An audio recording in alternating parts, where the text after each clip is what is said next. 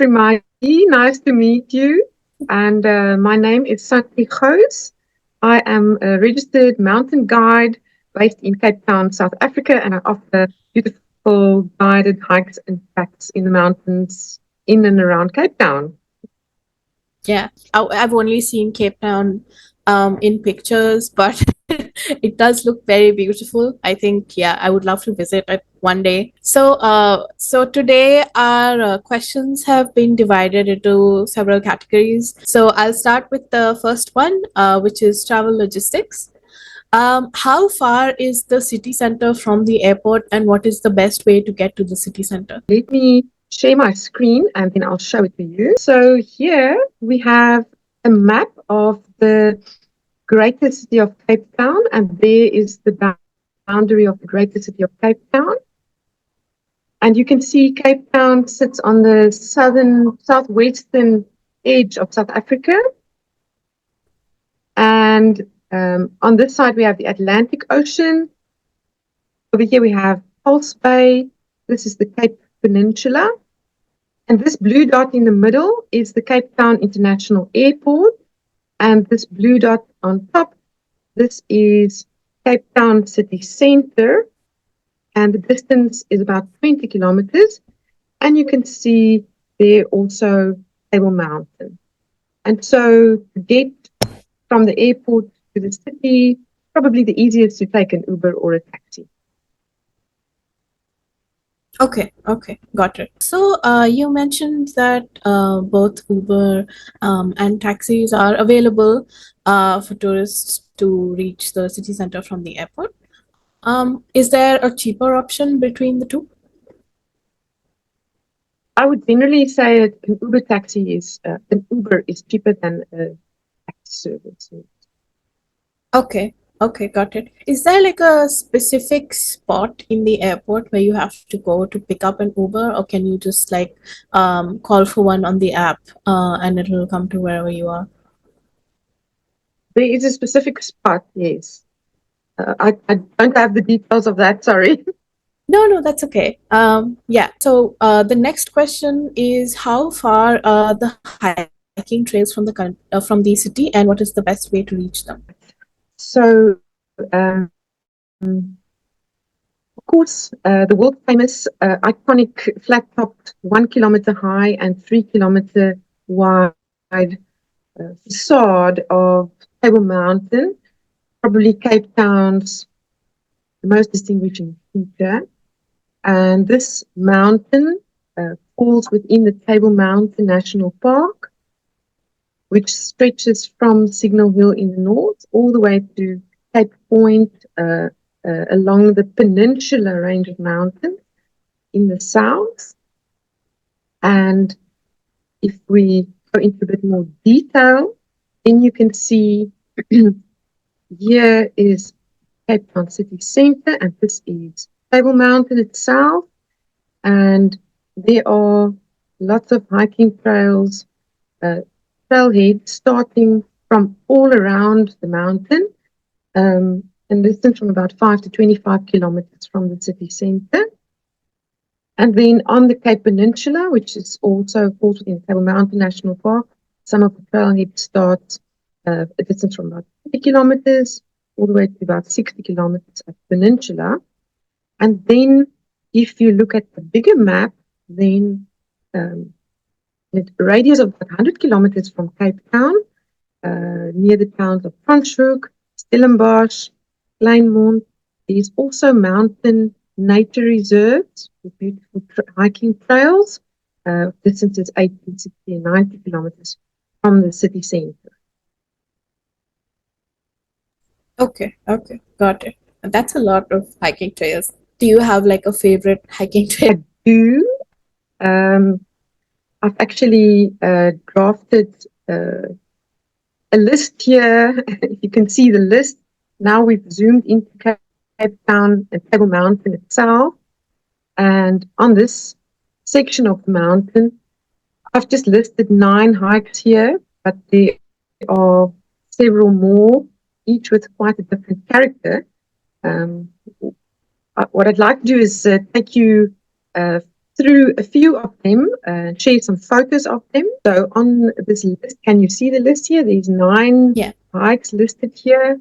Remember, this is the city center right here below Table Mountain. And these 9 hikes are on Table Mountain close to the city. Let me just, I'm just going to take you through a few of them. For example, this one over here, this hike goes up Lion's Head. Now, if you can look over here, you'll see a photograph. On the one side, we have Table Mountain towering out above the city. And then there a smaller mountain that is Lion's Head Mountain. And there is a hike going all the way to the top of Lion's Head, where one can watch a beautiful sunrise or sunset. About 4.5 kilometers, you can see it's right next to the city. You gain about 380 meters of height. It takes you about 3.5 hours.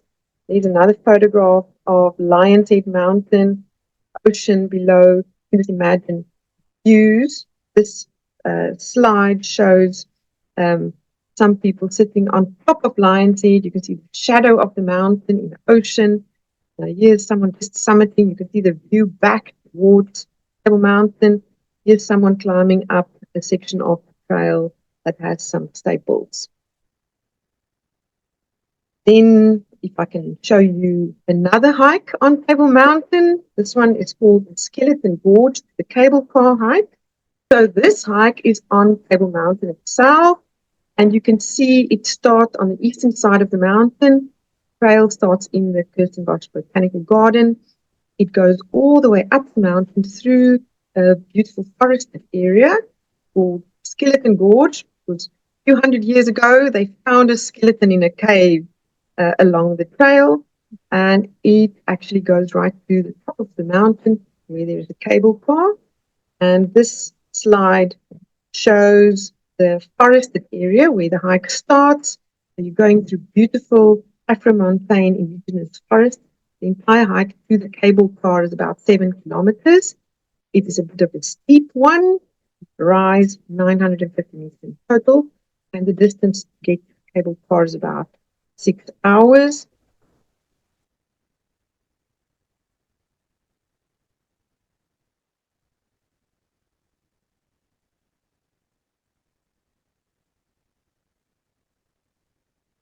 So the footpath goes all along the Skeleton Gorge stream. As you can see, it's timber slats in that section. Beautiful old forest, indigenous forest, large boulders. Okay.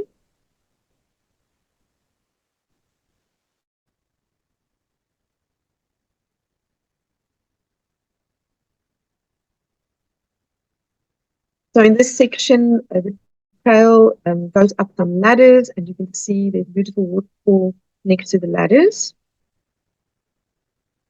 And then if I play the last one on this.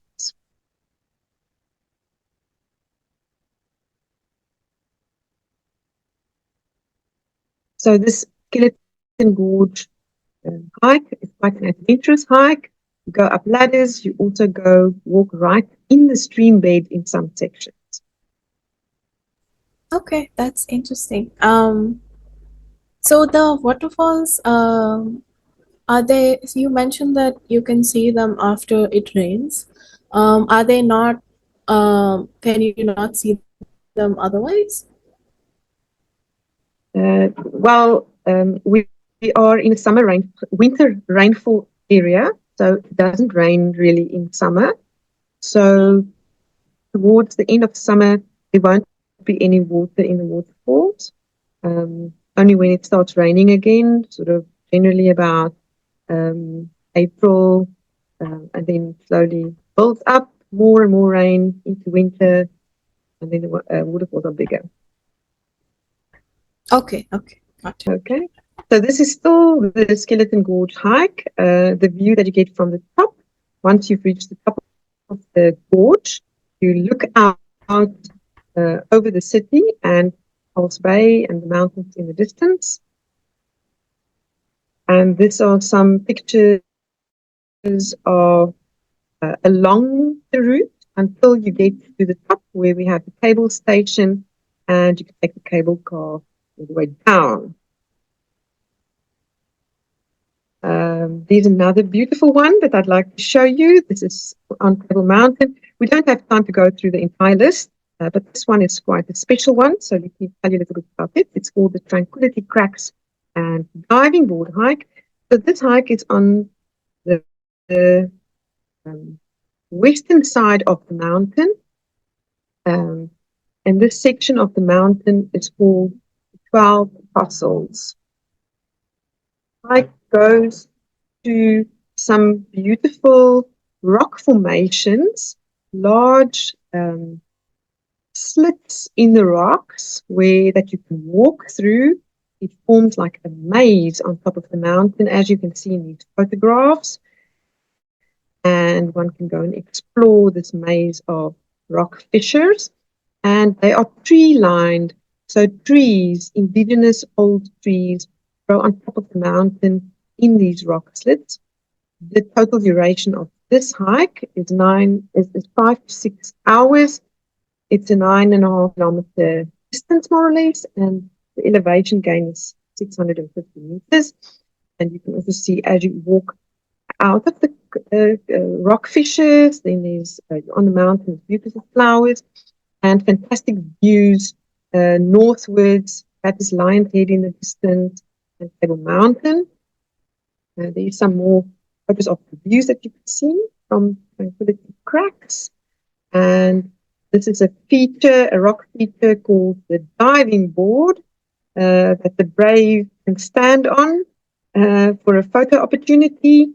And you see far down in the distance is the neighborhood of Camps Bay and the Atlantic Ocean. This is all along Tranquility Cracks and diving board hike. It's been 10 minutes on every hike. There's lots of them. But let me just go to a little bit further south on the peninsula. Well, maybe let me share this hike with you. It is a very beautiful one.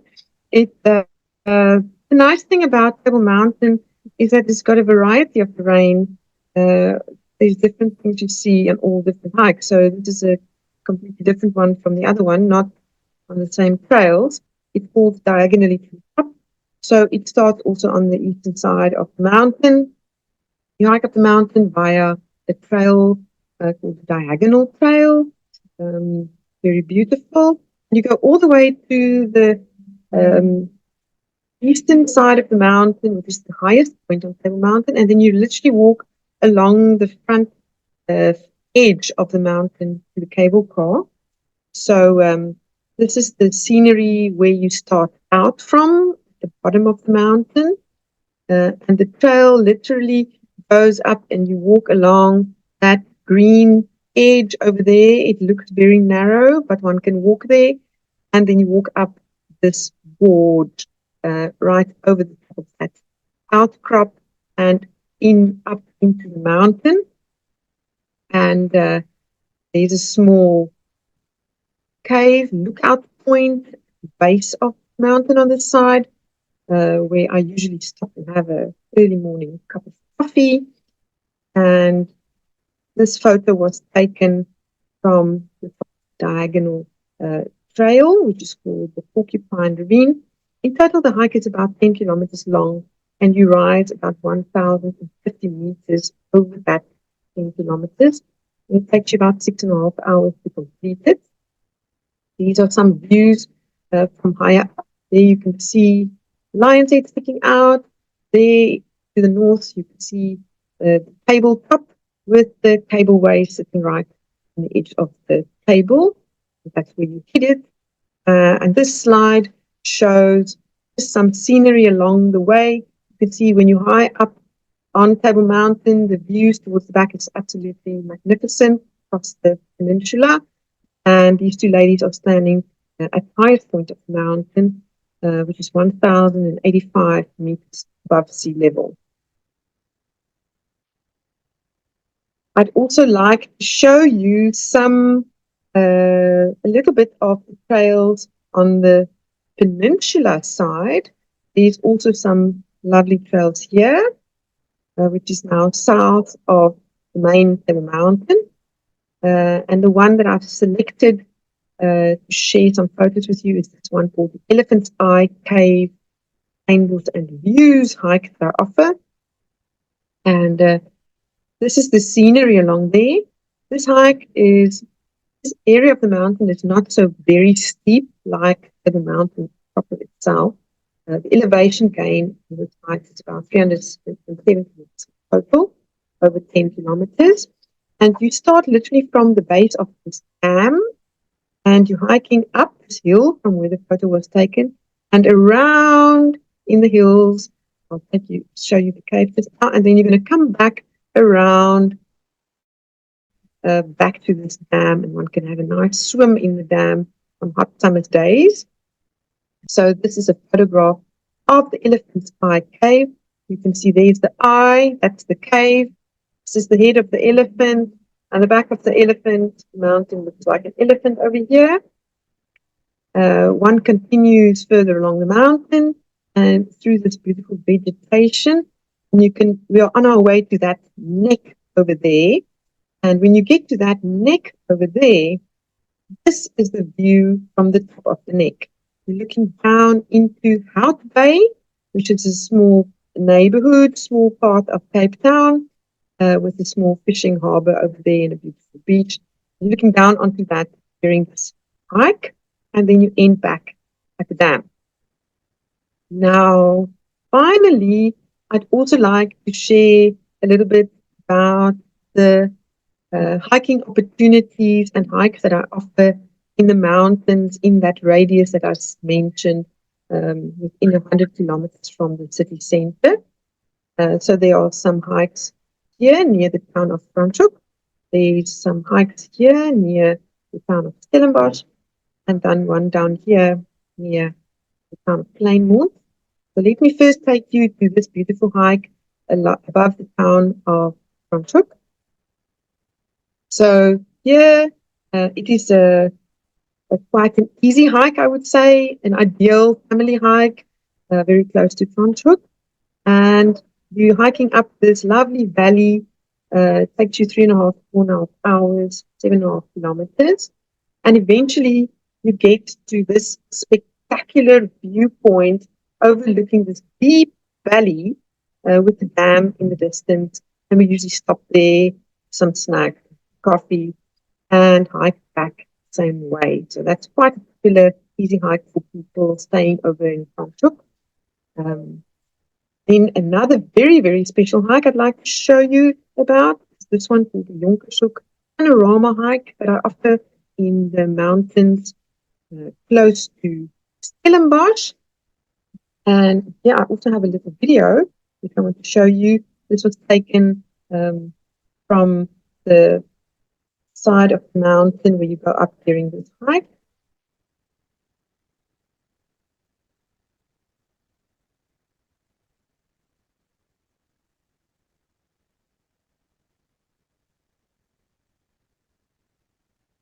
So in total, this hike is about 12.5 kilometers, and you gain 950 meters in height during this hike.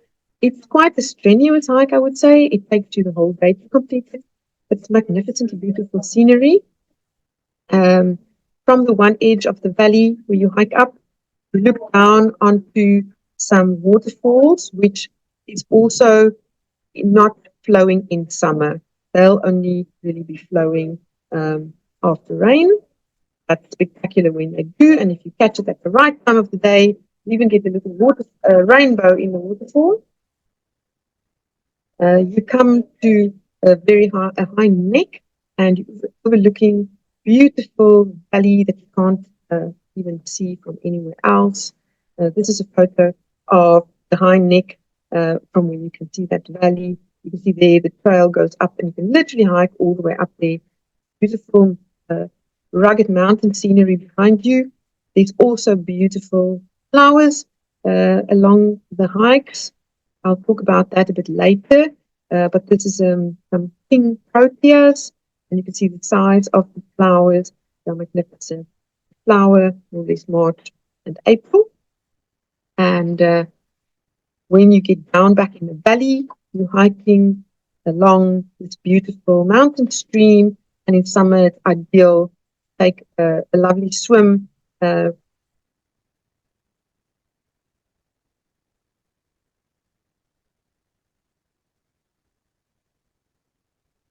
And cool down your feet in the water after a warm day of hiking.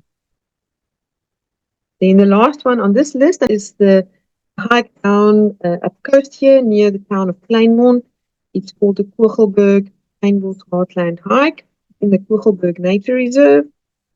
It is quite a long hike of 24 kilometers, so an entire day, 10 to 11 hours is needed to complete it. And the first section of the hike, you hike up through a small forest, an old forest with indigenous trees. And there's a stream in the forest, and you can see here the guests are having a cup of coffee next to the mountain stream. And once you get out of the little forest, in the mountains, in the soft hills, that's actually right above the ocean.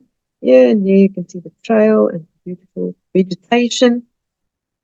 There's some more mountain scenery. You hike all the way down to that river, and you can see some hikers taking a rest. This is a little video of a section of the trail.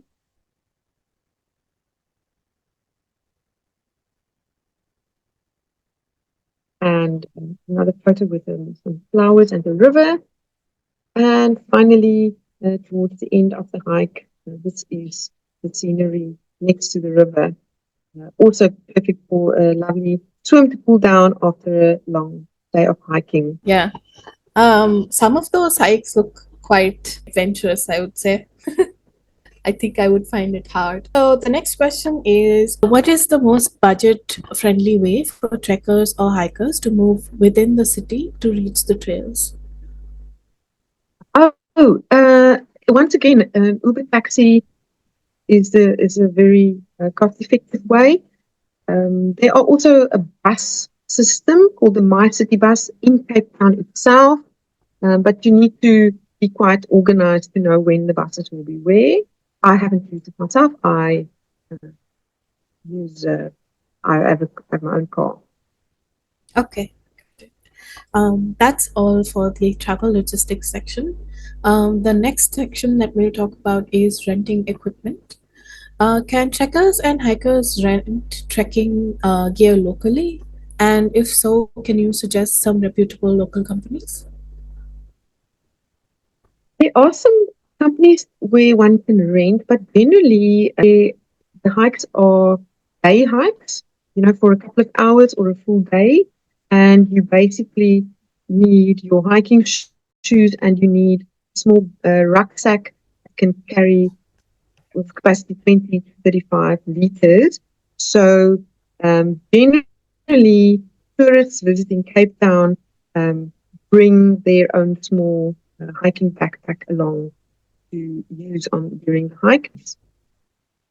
So it's not really, it's not as if we are needing to rent bicycles or things like that. You bring your hiking shoes, you bring your hiking backpack, and then you're good to go. Okay, got it. Do hikers need any special permits to rent equipment? If they do want to rent it, do they need any special permits? I don't think so, no. Okay, got it. Moving to health and medical, are there medical facilities available along the trails in case of emergencies? And if yes, could you name some establishments?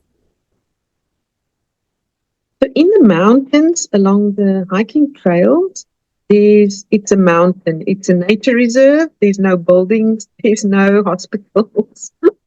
But we do have an emergency rescue services in Cape Town called the Wilderness Search and Rescue Organization.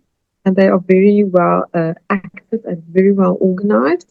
They have 2 helicopters, and they have teams on foot that could come in and assist if there's a medical emergency.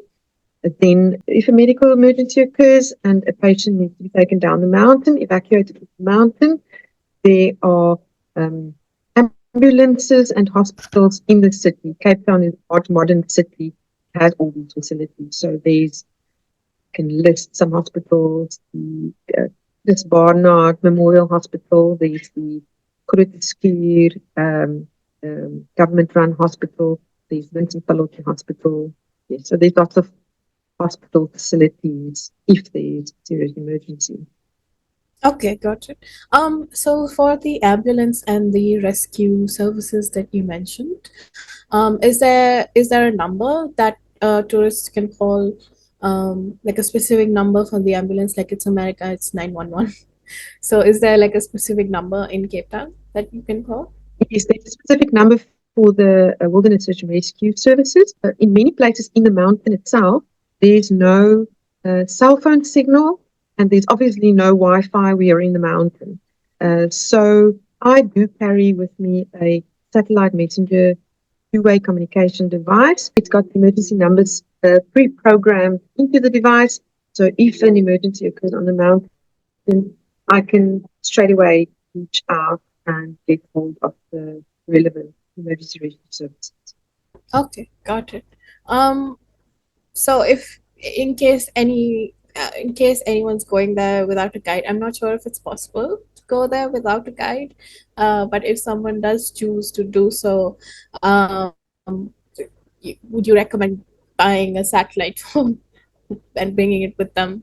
Well, I'm a bit biased. I would recommend that they hire a guide. So, Table Mountain specifically, um, there are lots of people that feel comfortable to go onto the mountain on their own. There are phone apps that shows the route. The difficulty on Table Mountain is that it is a real mountain. It's high.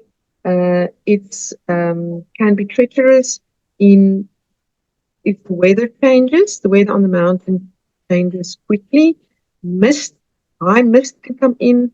The trails in many places aren't well marked, and people can get lost in the mist easily. So, but as I said, I'm biased, so I would obviously say it would be better to get a mountain guide so that you're, it's an additional safety measure if you go with someone that knows the mountain.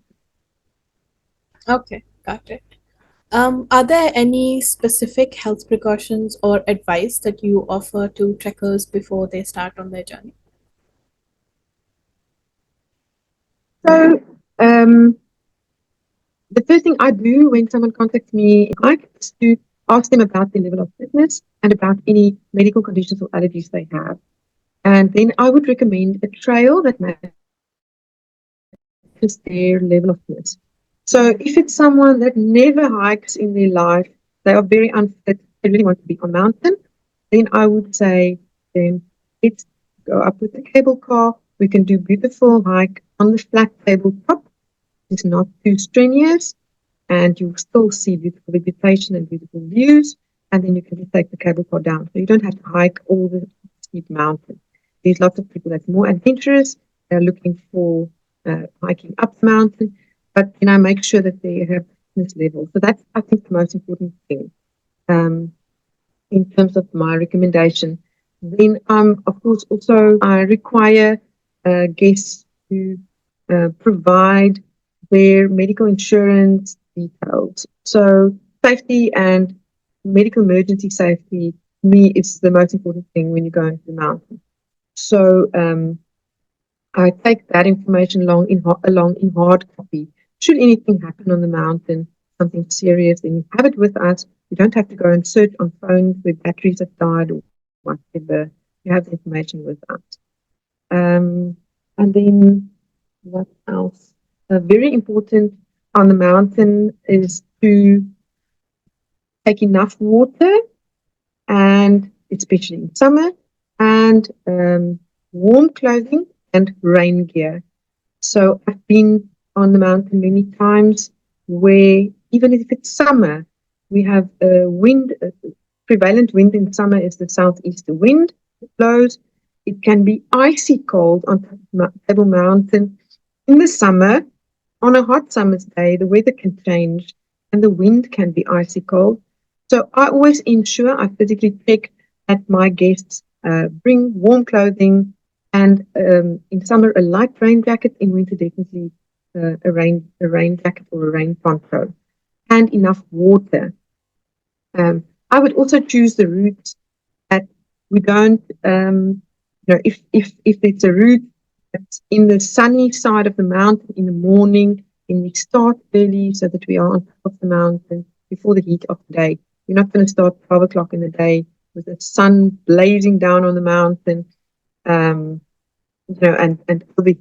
So overheating, hypothermia, drinking enough water, those are the things you have to watch out for. Okay, got it. Moving to communication and connectivity.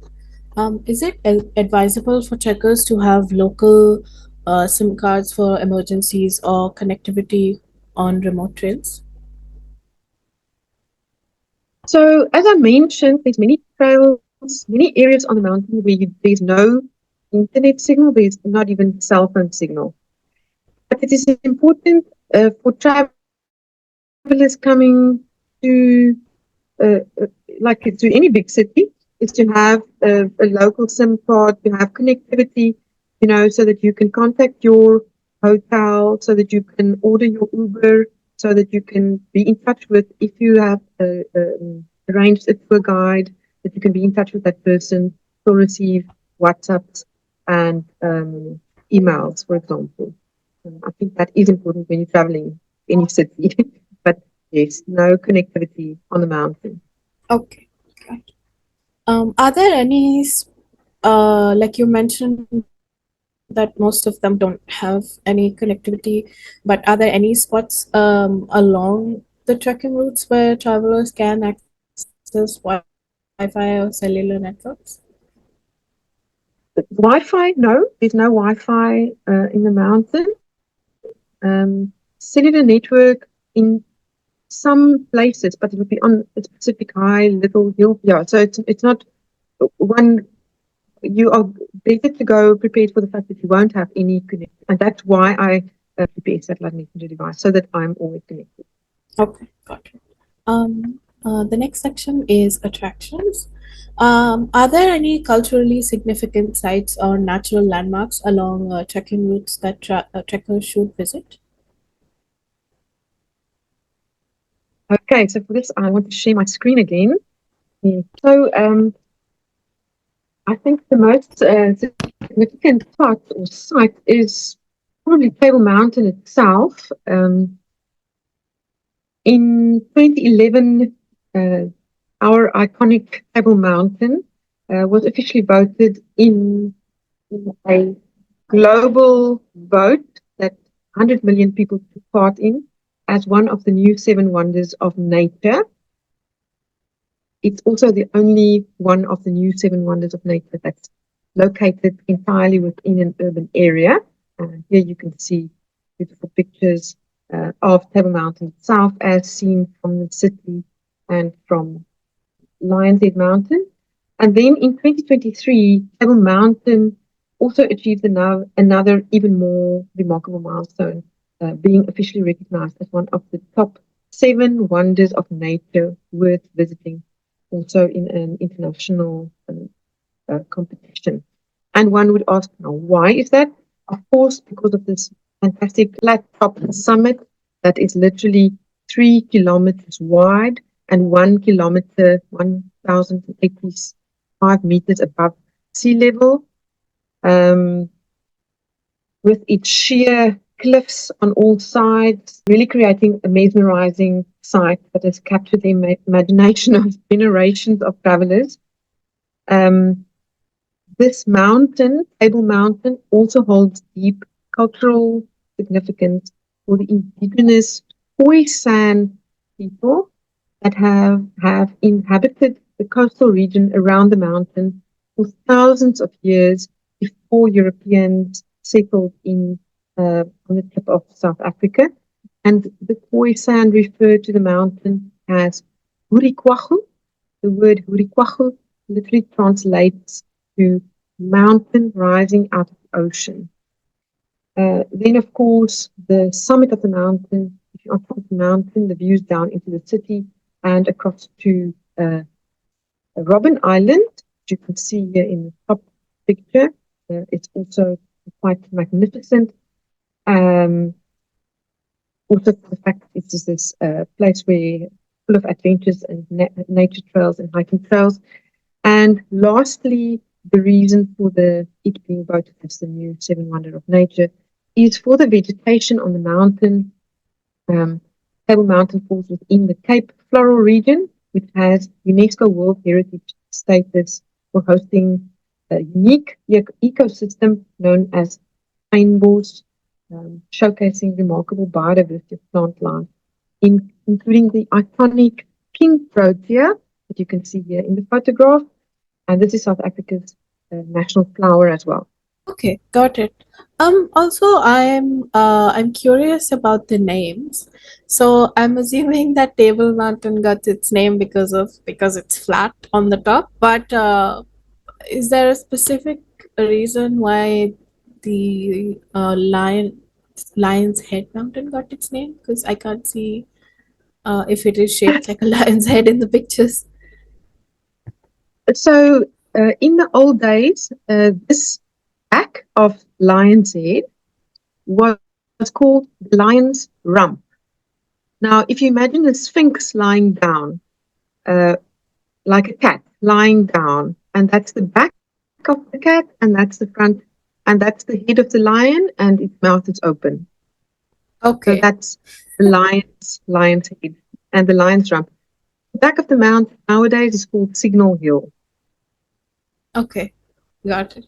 Yeah, it does make a lot of sense that way. Okay. So we'll move to the next question, which is what are some lesser known but remarkable spots along the trekking trails that you recommend? So this you can see in this following slide. Now, the sea route around the southern tip of Africa was discovered in 1488 by Portuguese sailors Bartolomeus Dias. And on the Cape Peninsula, which is also part of Table Mountain National Park, there are two crosses, the Dias Cross and the Da Gama Cross, celebrating the Portuguese sailors that discovered the sea route around this cape. In those days, before they discovered the sea route around the Cape Peninsula, this cape was called the Cape of Storms because it was very difficult for ships with the weather and the ocean and the mountain range to get across around the tip, and there were lots of shipwrecks. And when Bartolomeus Dias discovered the sea route around the southern tip of Africa, around this Cape Peninsula, he changed the name to the Cape of Good Hope. Now, the third party that came around in 1503 was another group of sailors under the leadership of Antonio de Saldanha, also a Portuguese sailor.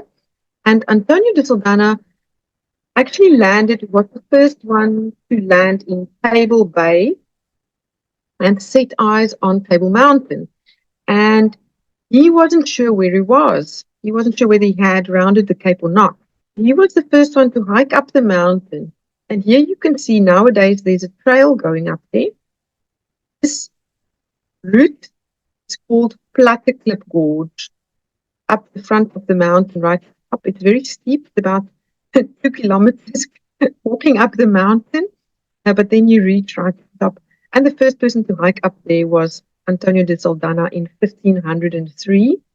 And then also very significant is the fact that down this part of the mountain flows a stream of fresh water.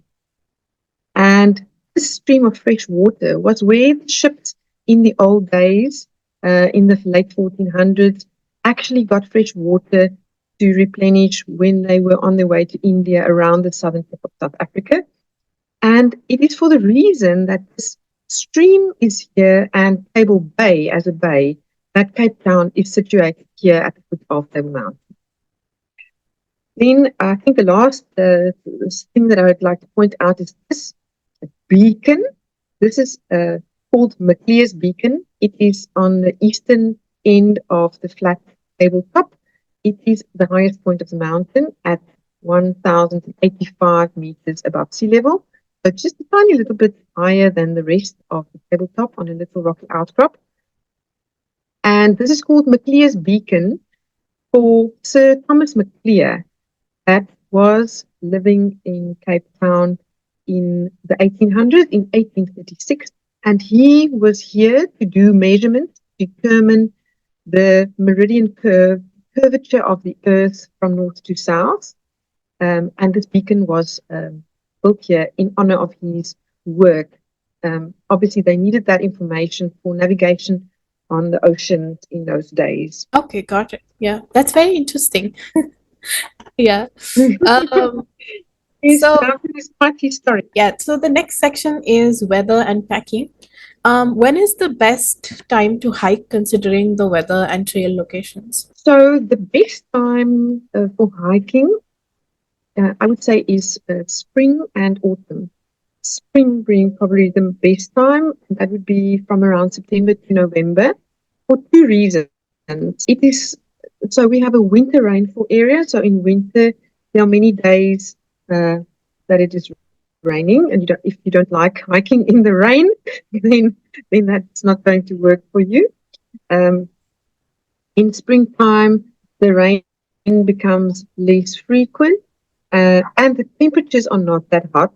And also, the other thing is that there's an abundance of flowers. The vegetation on Table Mountain and the trails nearby is such that there's flowering plants all through the year. We always see flowers, even in the middle of winter.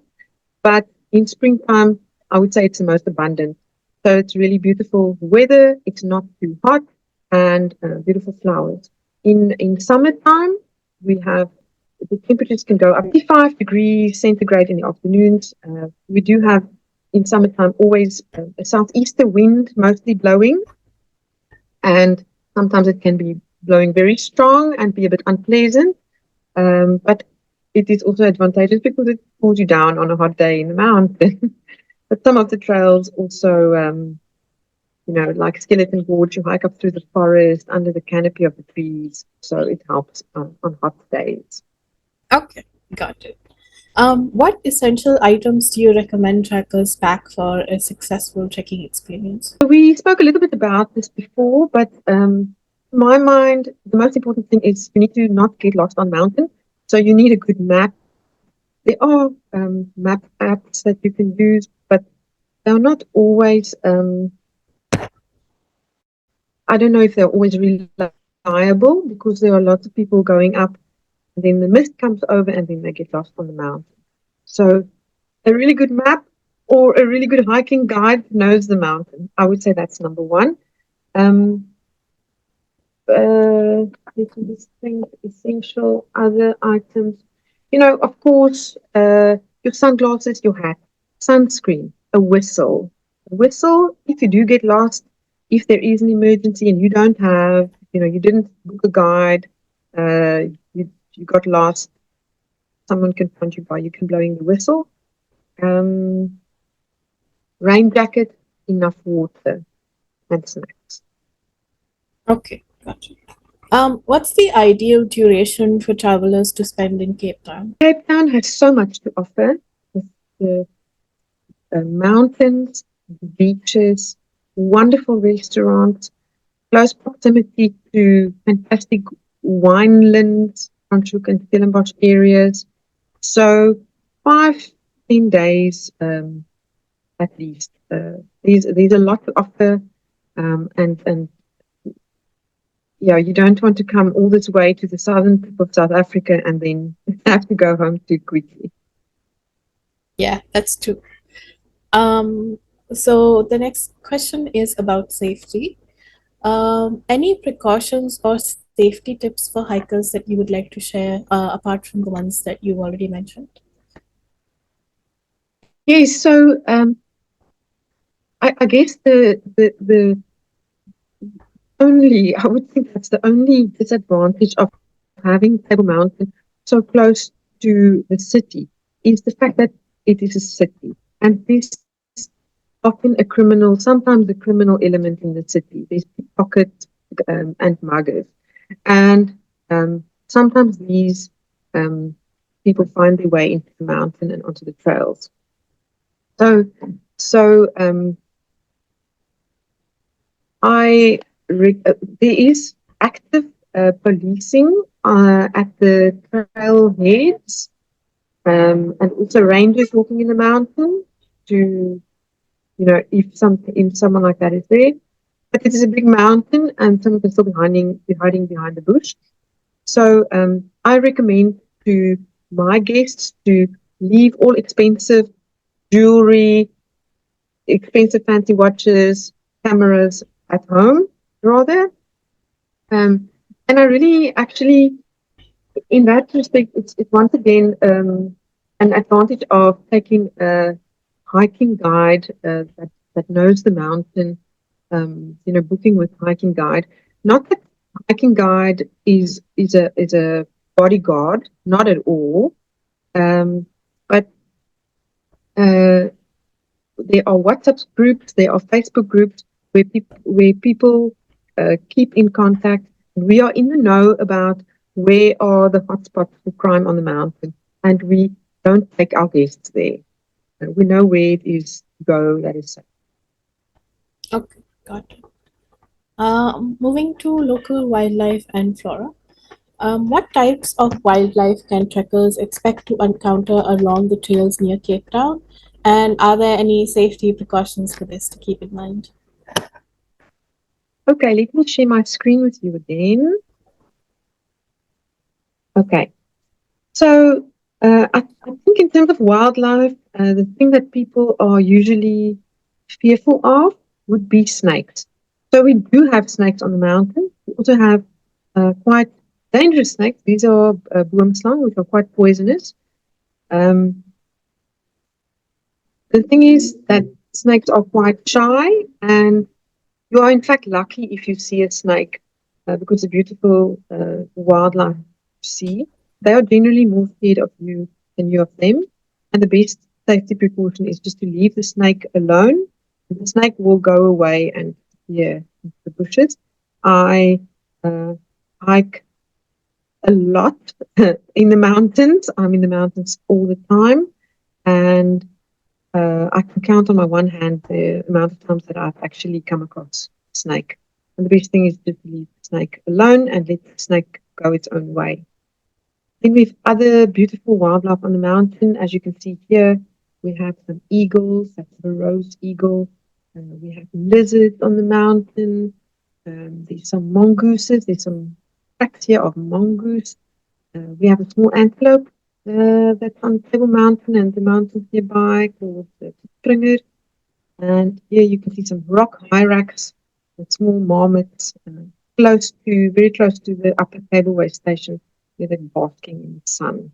So yes, that's the wildlife on the mountain. Okay, got it. Are there any unique plants or ecosystems to look out for? I think you already mentioned the national flower, but apart from that, any other unique plants or ecosystems that you'd like to mention? So yes, let me go into this and share it in a little bit of detail because, and let me start with geology of the mountain. If you look on this slide, you can see excerpts out of this book called Rocks and Mountains of Cape Town by Professor John Compton. And you can see here on the top photo that is a mountain range on the tip of South Africa, and that's called the Cape Fold Belt. And now remember, here Cape Town and Table Mountain sit more or less here. Now Table Mountain forms part actually of the Cape Fold Belt. And here you can see a schematic of it. And the Cape Fold Belt, including Table Mountain, is made out of the Cape supergroup type of rocks, which is sedimentary rock. It's a sandstone. And underneath it, we have some granite, and that's underlying the sandstone. Now, if you take a look at an excerpt out of another book called The Field Guide to Fynbos by Mr. John Manning, you can see that the Cape Fold Bow is actually home of a very special type of vegetation. This boundary line is the boundary of the Cape floristic region, and you can see this light green in here, which is most of this area on the Cape Fold Bow, called fynbos. This mountain range and the lowland, this Cape Floral Kingdom that lives on the Cape Fold Bow, is actually one of the smallest floral kingdoms on the planet, and it's the only one that is contained within one single country, South Africa. Now, it is characterized by a very high richness in plant species. So in this entire region, the Cape Floral region, there's 8,700 plant species, and it's very high level of endemism. So 68% of the plants in this area is endemic. It occurs nowhere else in the world. And 7,000 of the plant species in the Cape Floral Kingdom is of the fynbos type of vegetation. 7,000 plant species, right? And fynbos is characterized by the presence of ericas. Now, this photo on the front of this book is an erica, and also proteas, and this is our very special king protea, and also restios, which are reeds. But there's also many other plant families represented. This photo is showing platyclip gorge in a certain time of the year, late autumn. This type of protea is flowering there. Another time of the year, you can see another type of protea flowering there. This is an erica flowering there, and a sunbird. We have the daisy family represented in the fynbos. There's another erica, another type of protea, another type of erica. Some daisies, some plants from the pea family. It's a plethora. There's some plants from the iris family. There's another different kind of protea. So the beauty of this is that when we are hiking on the trails on Table Mountain and the mountains close by, one is continuously surrounded by these magnificent and diverse abundance of flowering plants. As I said earlier, there's always something in flower. Our king proteas flower at the end of summer, more or less.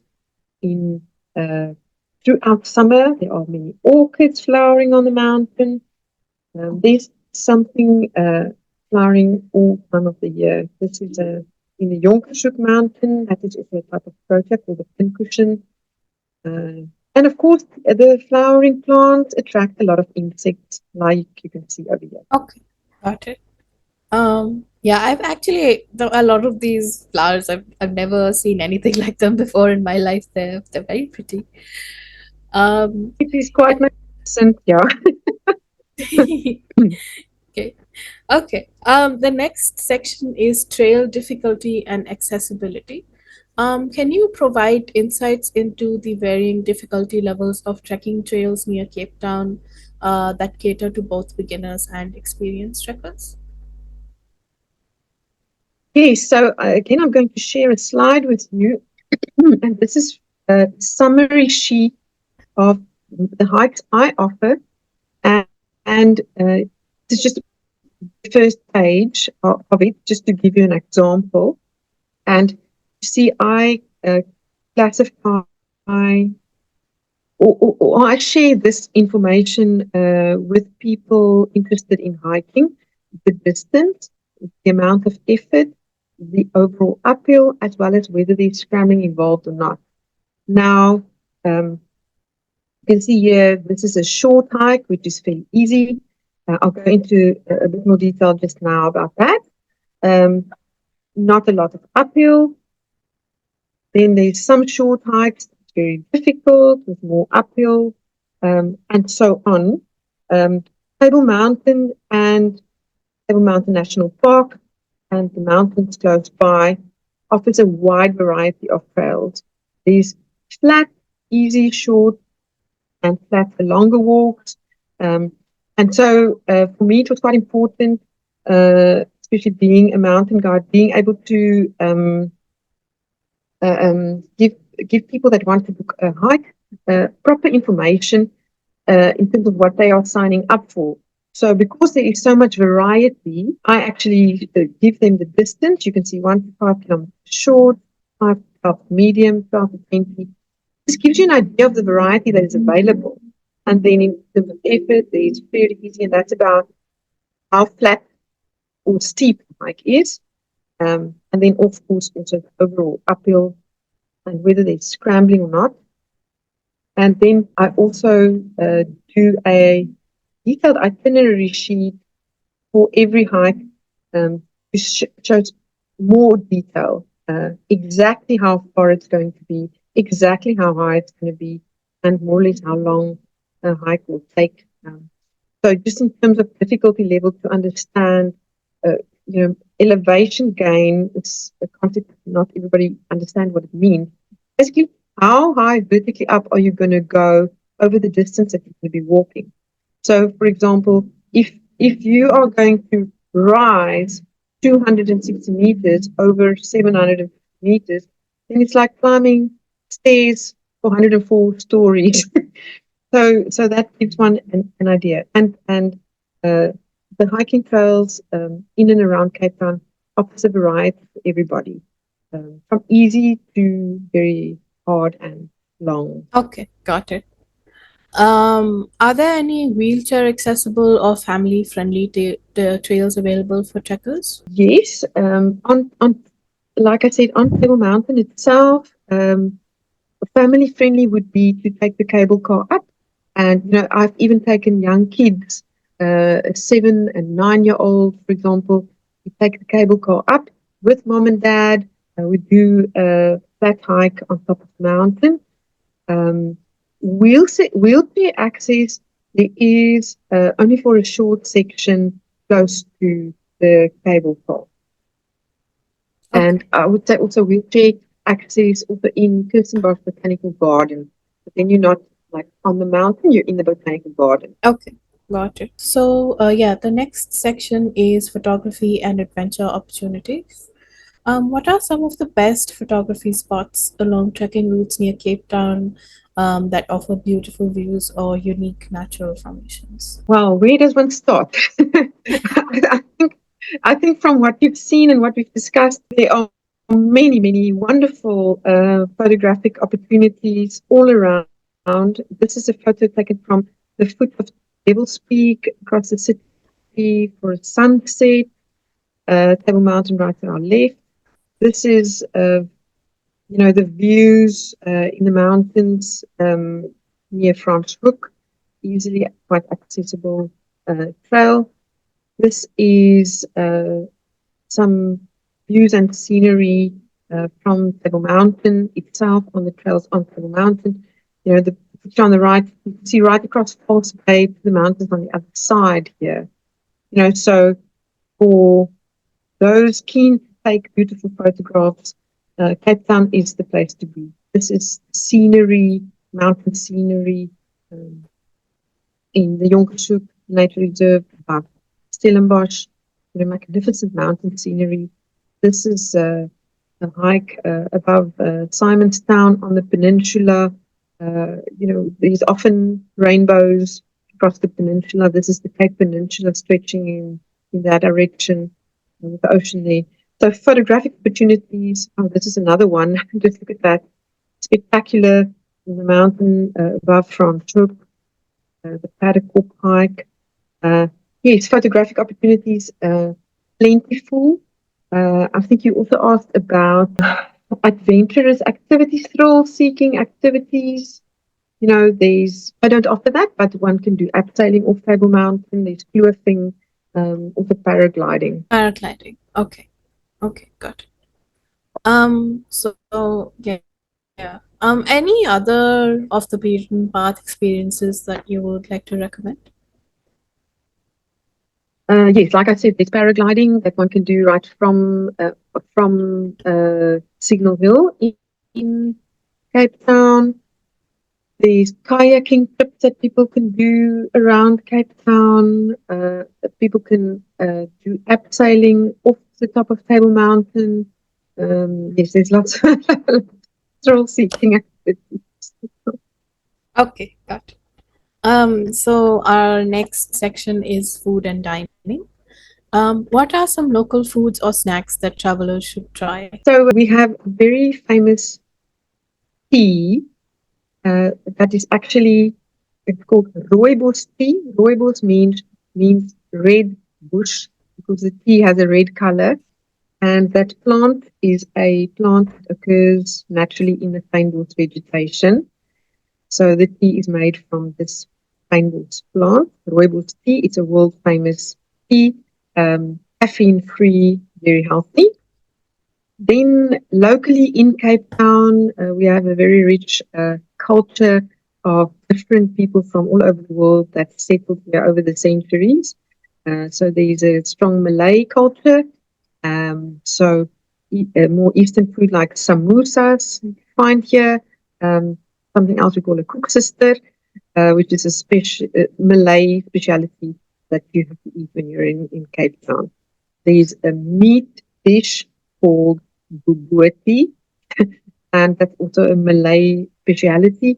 And these were people that originally came here in during the 300 years ago, during this when slavery was prevalent, from Indonesia and Malaysia, and they brought these food culture along. So when you're in Cape Town, it's definitely worthwhile to try some of that food. Okay, got it. Are there many convenience stores in the city to buy snacks and essentials? Oh yes, yes. It's a big modern city. We have several convenience stores. I can name a few. There's Woolworths, there's Checkers, there's Pick n Pay. Oh yes, Okay. Are there any food delivery apps that for travelers can use? yes. We have something called Checkers 6060.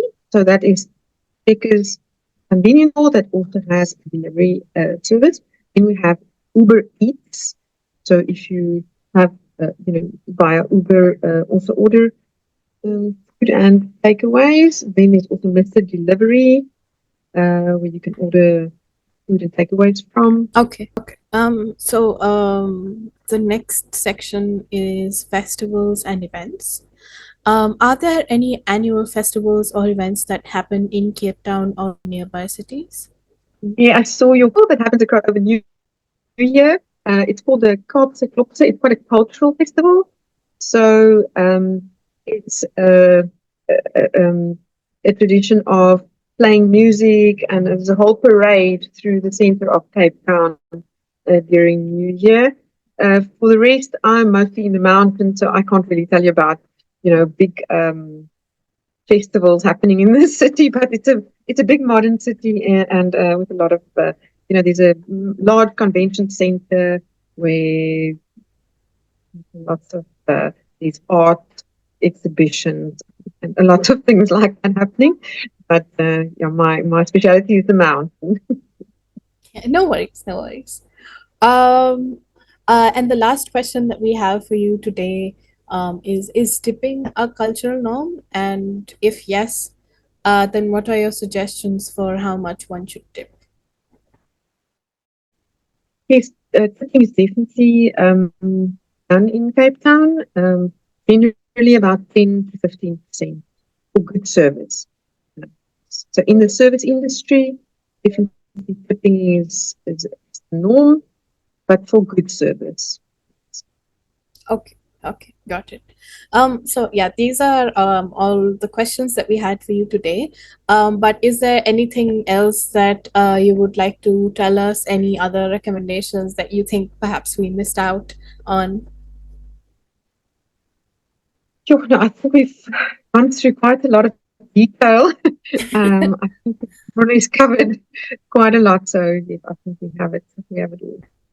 Okay, yeah, there were a lot of questions. Thank you so much for your patience. I definitely learned a lot about Cape Town and the hiking trails. So, yeah, we got a lot of interesting information. Thank you so much for sharing with us.